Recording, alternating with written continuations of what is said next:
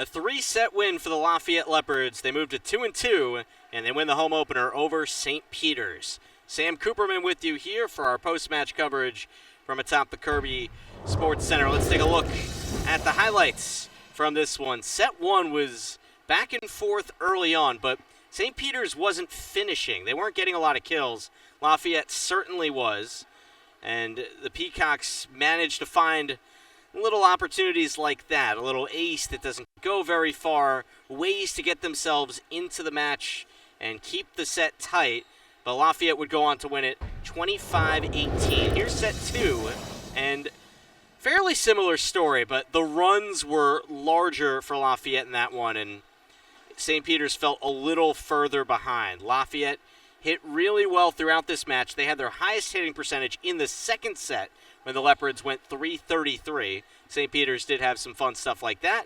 That time, the block is strong, and Hannah Eric Pollock is pumped. That's Neoporti to cap off the set. And let's look at set 3. Lafayette was tested a little more here.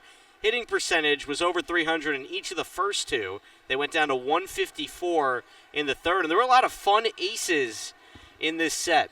The teams combined for 6 aces in the third set alone and only 8 on the match. That'll tell you that in the third, we saw a little more in the service game, and sometimes there's only so much you can do. Lafayette takes care of business here at home, topping the Peacocks 25-18, 25-16, 25-19. There's the stat disparity, the kills. That means a whole lot.